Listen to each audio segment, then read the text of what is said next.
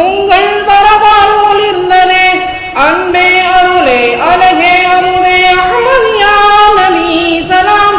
ஆதியேகம் தூதரே ஜோதியாம் நபி தாஹாவே. நானும் காண நாளும் காண ஆசையாய் அழைக்கின்றோமே.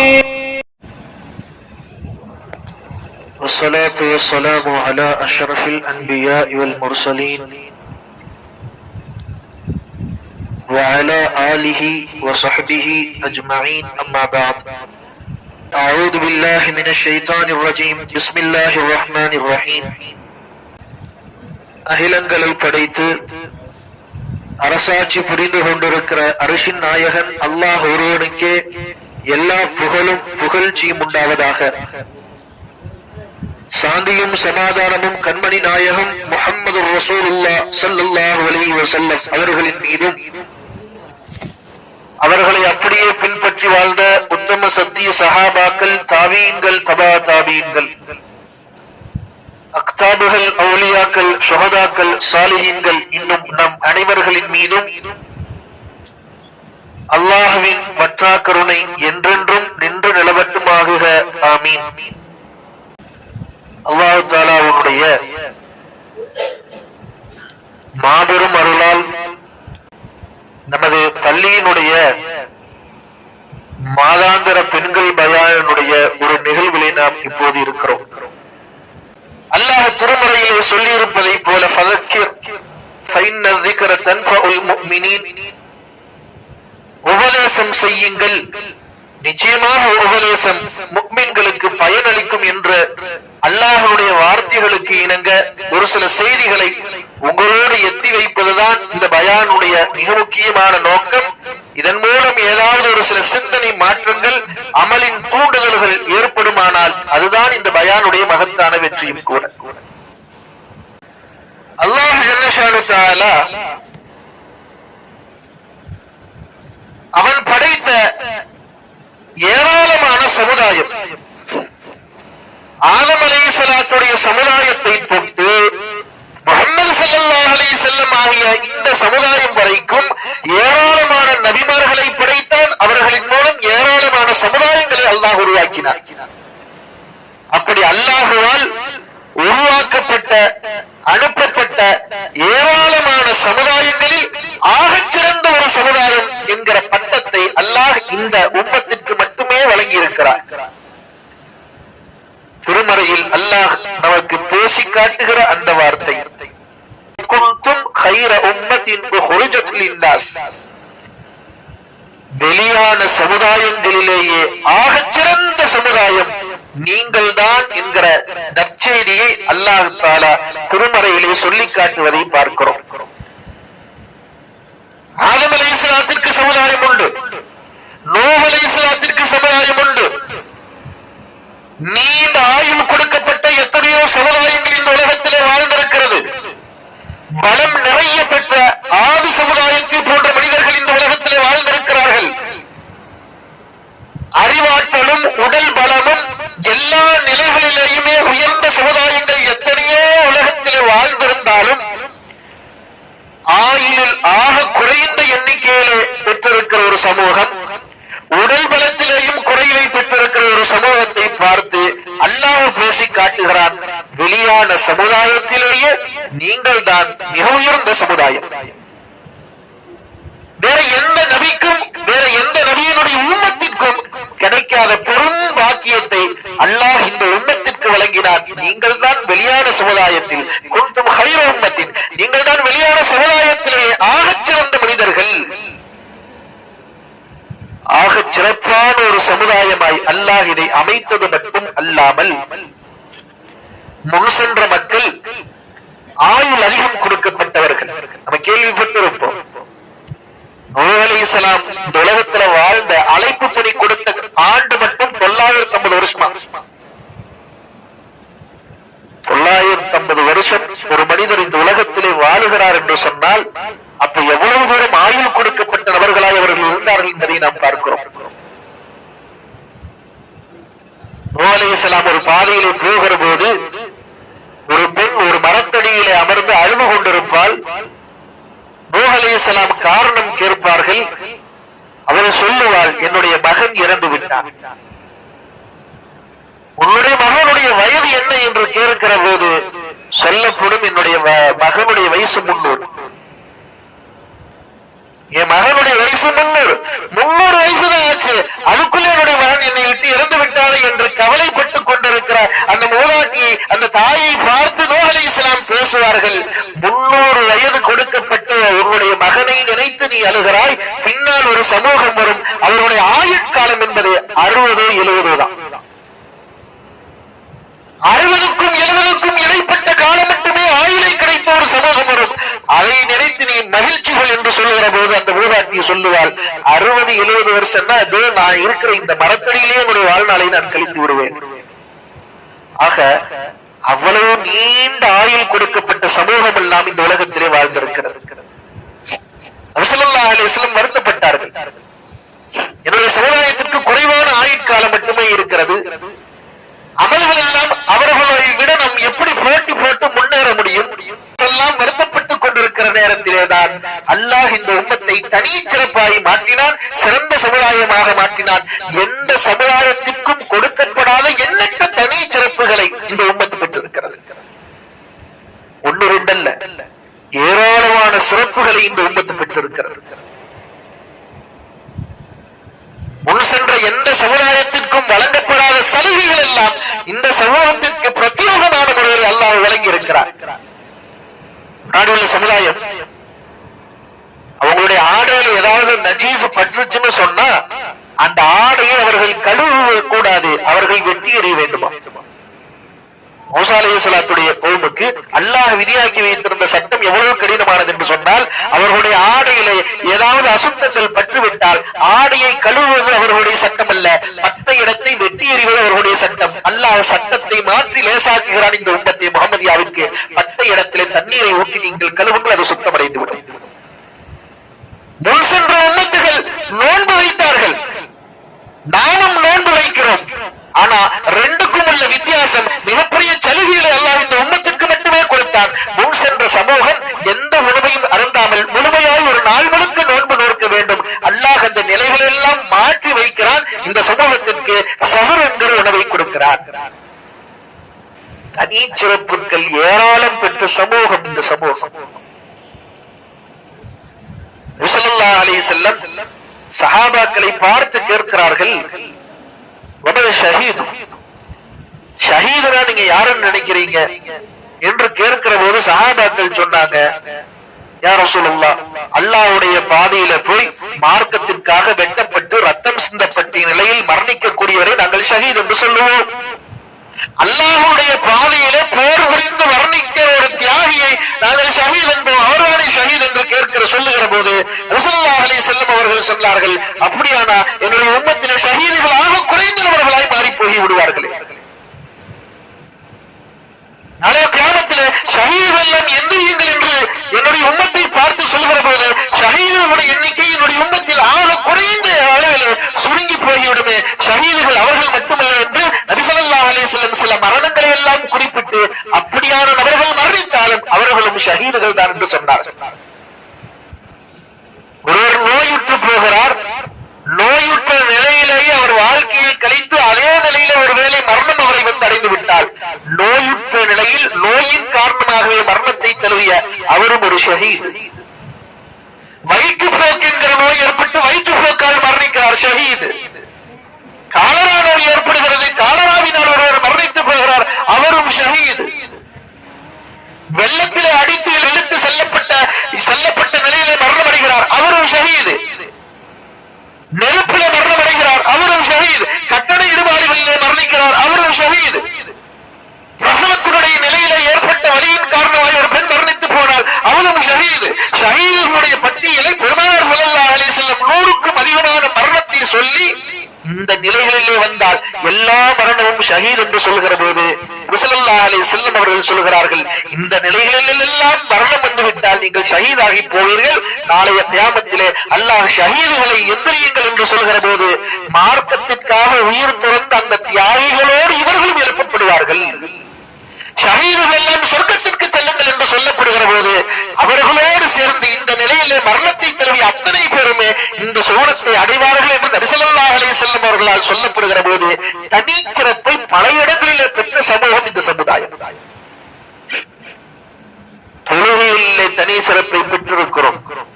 ஒரு சாதாரண மரணம், நோயிலே மரணம் அடைந்தாலும் அது ஷஹீதுடைய மரணம் என்கிற தரஜாவை அடைந்திருக்கிறோம்.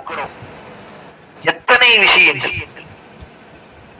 முன்னால் உள்ள சமுதாயம் தொழுகைக்காக உதவு செய்ய தேவைப்பட்டால் அவர்கள் தண்ணீரை கொண்டு மட்டும்தான் உதவு செய்ய வேண்டும். வேறு மாற்று வழிகளுக்கு அவர்களுக்கு அனுமதி கொடுக்கப்படவில்லை. தண்ணீரை தேடி கண்டுபிடித்தால் அவர்கள் அதில் உதவு செய்து கொள்ள வேண்டும். ஆனா இந்த உம்மத்தே முஹம்மதியாவிற்கு அல்லாஹ் சட்டத்தை லேசாக்கி கொடுக்கிறான். தனிச்சிறப்புள்ள சமுதாயம் அல்லவா, லேசான சட்டத்தை கொடுக்கிறான். ஒருவேளை தண்ணீரை நீங்கள் பயன்படுத்த முடியாத நிலை ஏற்பட்டால், கடினமான ஒரு குளிருடைய காலம், தண்ணீர்ல கை வைக்க முடியாத ஒரு நிலை ஏற்பட்டால் நீங்கள் தயமம் செய்து கொள்ளுங்கள் என்கிற தயமத்தினுடைய சட்டத்தை அல்லாஹ் இந்த உம்மத்திற்கு வழங்குகிறார். எதையும் ஆழமாய் யோசித்து பேசுகிற ஹதரத் அலி ரலியல்லாஹு அன்ஹு அவர்கள் பேசுகிறார்கள். அன மதீனத்துன் இல்முன் அலியுன் பாபுஹா. நான் கல்வியினுடைய பட்டணம் என்று சொன்னால் அதனுடைய தலைவாசல் அலி. ஆகச் சிறந்த அறிவாளியாக இருக்கிற அலி ரலியல்லாஹு இந்த தயமத்தை குறித்து பேசுகிறார்கள். தயமம்னா என்ன? தயமம்னா தண்ணீர் இல்லாத நேரத்தில் செய்யப்படுவது தயமம், அல்லது தண்ணீரை உபயோகப்படுத்த முடியாத நிலையிலே செய்யப்படுவது தயமம், நோயின் காரணமாக அல்லது வேறு ஏதாவது காரணமாக. இந்த தயமத்தினுடைய சட்டத்தை சொல்லிட்டு அலி ரலியல்லாஹு சொன்ன அந்த விஷயத்தையும் நாம் சொல்லி பார்க்கிற போது மிக ஆழமாக புரியும். தயமம் புழுதி படிந்த இடங்களிலே செய்யப்படுவது தயமம். மண் செவுத்துல தயமம் செய்யலாம், சுண்ணாம்பு செவுத்துல தயமம் செய்யலாம். எந்த பொருட்களில இருந்து புழுதி ஏற்படுமோ அந்த பொருட்களில இருந்து தயமம் செய்வது கூடும். மரக்கட்டையோ கண்ணாடியோ பிளாஸ்டிக்கோ இரும்போ இது மாதிரியான விஷயங்களிலே தயமம் செய்வது கூடாது. புழுதி, இயற்கையான புழுதி ஏற்படக்கூடிய பொருட்களிலே செய்வது தயமம்.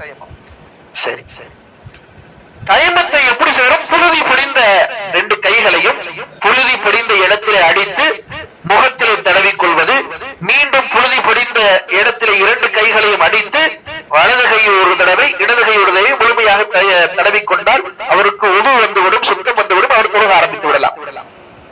உது செய்ய முடியலன்னா இது ஒரு சட்டம். அலி ரலியல்லாஹு அன்ஹு அவர்கள் சொல்கிறார்கள், இந்த உம்மத்து தனிச்சிறப்பை பெற்ற நிலையில் அல்லாஹ் தயமத்தை கொடுத்தான். நான் யோசிக்கிறேன், தயமத்தை ஏன் கொடுத்தான்? தொழுகிறோம் அப்படின்னு சொன்னா சுத்தம் வரணும். உதுவின் மூலம் அறிவு யோசிக்குது, உது செய்வதன் மூலம் உடல் சுத்தமாகிறது, சுத்தம் அதோடு சேர்ந்து தொழுகை என்பது புரிகிறது. ஆனால் தயமத்தின் மூலமாக உடலிலே சுத்தம் ஏற்படாது, மாற்றமாய் அதன் மூலம் ஒரு அழுக்கு ஏற்படும், புழுவு ஏற்படும். தண்ணி எடுத்து முகத்தில் இருக்கிறவன முகத்தில் இருக்கிற அழுக்கு போகும், கடைசிக்கு முகத்தில் இருக்கிற தூசிகளாவது போகும். ஆனா அதுக்கு மாற்றமாக சலுகையாக கொடுக்கப்படுகிற தயமத்தினுடைய சட்டத்தில் புழுதியை எடுத்து நீங்கள் முகத்திலே அடித்துக் கொண்டால் மீண்டும் உங்களுக்கு உடலிலே சுத்தம் வந்துவிடும் என்று அல்லாஹ் இந்த இடத்துல பேசி காட்டுகிறான். அல்லாஹ்வுடைய ஏராளமான சட்டங்களில் நம்முடைய அறிவை தாண்டிய விஷயங்கள் செயல்படுகிறது. தயமம் என்ன காரணத்திற்காக அல்லாஹ் இந்த உம்மத்திற்கு கொடுத்தார் என்பது எனக்கு புரியவில்லை என்று ஒரு பக்கம் சுத்தத்தின் மூலம் தொழுகை, மற்றொன்றின் பக்கம் புழுதிகளின் மூலமாக அழுக்கின் மூலமாக தொழுகை. அல்லாஹ் எவ்வளவு தூரம் இந்த உம்மத்திற்கு சலுகைகளை கொடுத்திருக்கிறான் என்பதை பார்க்கிறோம்.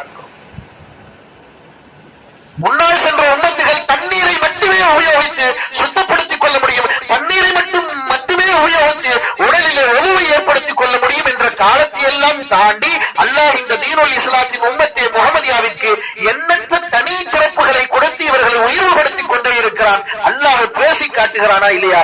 குன்தும் கைர உம்மத்தின் உஹ்ரிஜத் லின்னாஸ். வெளியான சமுதாயத்திலே ஆகச் சிறந்த சமுதாயம் நீங்கள் தான் என்கிற போது அந்த சிறந்த சமுதாயத்திற்கு சிறந்த சலுகைகளையும் கொடுக்க வேண்டும் என்கிற அடிப்படையில் அல்லாஹ் எண்ணற்ற சலுகைகளை இது மாதிரி கொடுத்துக் கொண்டே இருக்கிறான், சிறப்பித்துக் கொண்டே இருக்கிறான்.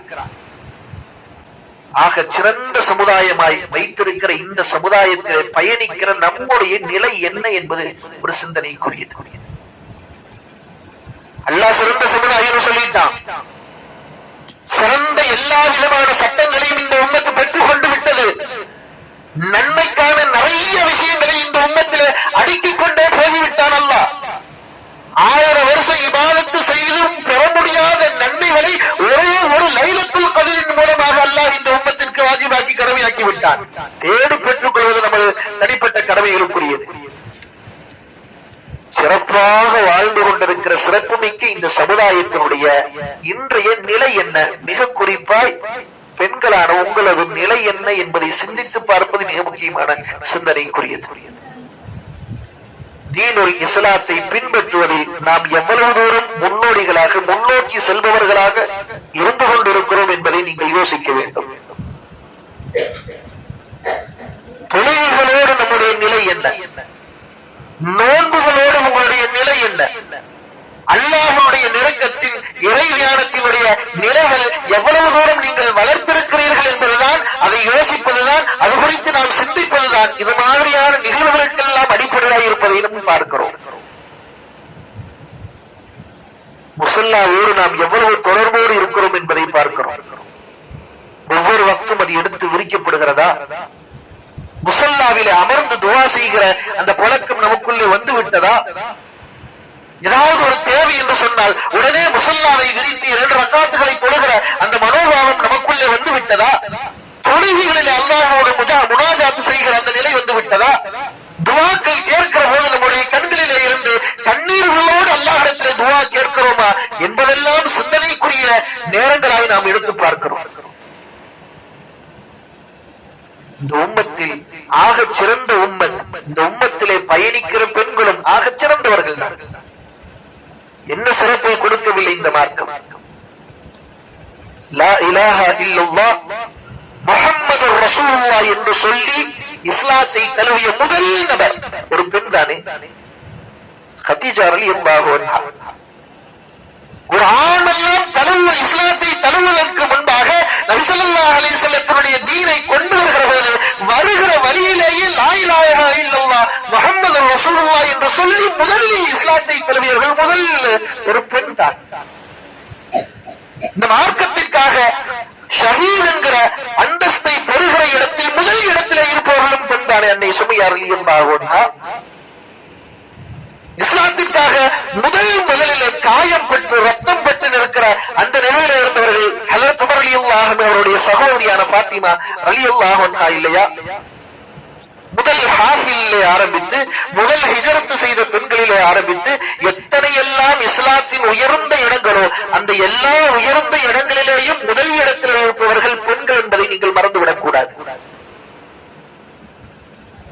ஒரு சஜிதாவின் மூலமாக, ஒரு முஸல்லாவிலே இருந்து கேட்ட துஆவின் மூலமாக இஸ்லாத்தினுடைய சட்டத்தையே மாற்றுகிற அளவுக்கு அன்றைய காலத்தினுடைய பெண்கள் இருந்திருக்கிறார்கள்.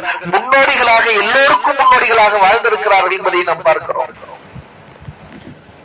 ஹவுலா பின்த் ஃபஅலபா ரலியல்லாஹு அன்ஹா வரலாறு நமக்கு தெரியும்.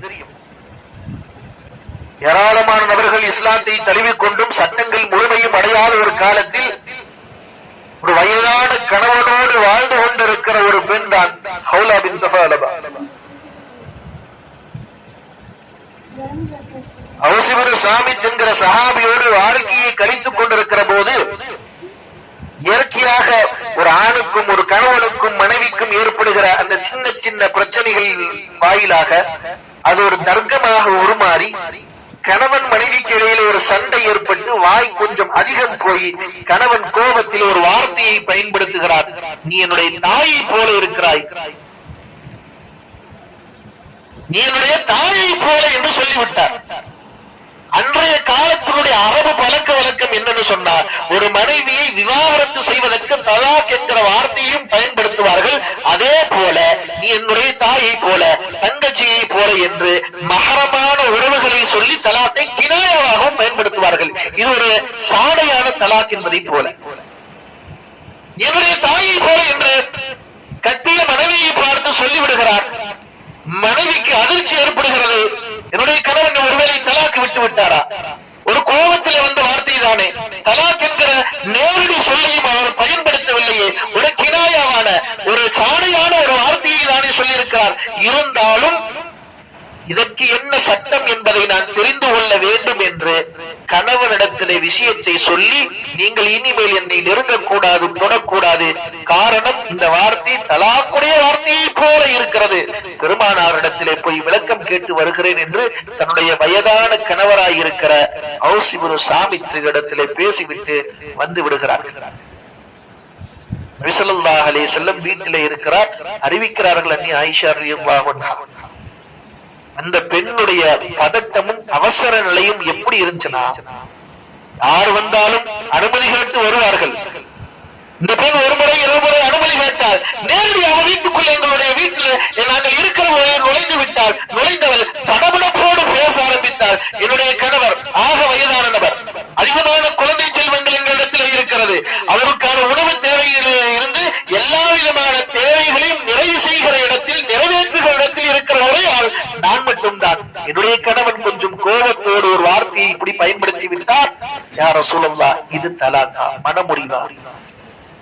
நபி ஸல்லல்லாஹு அலைஹி வஸல்லம் அவர்கள் சொல்கிறார்கள், அதுநாள் வரை இப்படியான வார்த்தைக்கு என்ன சட்டம் என்கிற சட்டச்சூழல் இல்லாத ஒரு காலத்திலே பெருமானார் சொல்கிறார்கள், இது தலாக் போலத்தான் தெரிகிறது. உன்னுடைய கணவன் சொன்ன வார்த்தையின் மூலமாக உனக்கும் கணவனுக்கும் மத்தியில் இருக்கிற திருமண உறவு முறிந்து போய்விட்டது போல தெரிகிறது என்கிற போது மீண்டும் அவர்கள் படபடப்போடு பேசுகிறார், யா ரசூலல்லாஹ், தெரியாமல் சொன்ன வார்த்தைக்காக மனமுடிவு ஏற்பட்டு விடுமா? விருப்பத்தோடு ஒருவேளை நாங்கள் பேசவில்லை, விருப்பத்தோடு அவர்கள் சொல்லவில்லையே, தெரியாமல் உதிர்ந்த ஒரு வார்த்தைக்காக மனமுடிவா? இதற்கு மாற்று வழிகள் எதுவும் இருக்கிறதா என்று கேட்கிற போது மீண்டும் நபி ஸல்லல்லாஹு அலைஹி வஸல்லம் சொன்னார்கள், இல்லை, உங்களுக்கு மத்தியிலே மனமுறிவு ஏற்பட்டு விட்டது போல தெரிகிறது. திரும்ப திரும்ப நபி ஸல்லல்லாஹு அலைஹி வஸல்லம் அவர்களிடத்திலே கேட்டார். ஒருவேளை மாற்றமான பதில் பெருமானார் சொல்லிவிட மாட்டார்களா? நபி ஸல்லல்லாஹு அலைஹி வஸல்லம் 3 முறையும் சொன்னார்கள், உங்களுக்கு மத்தியில் திருமண உறவு முறிந்து விட்டது.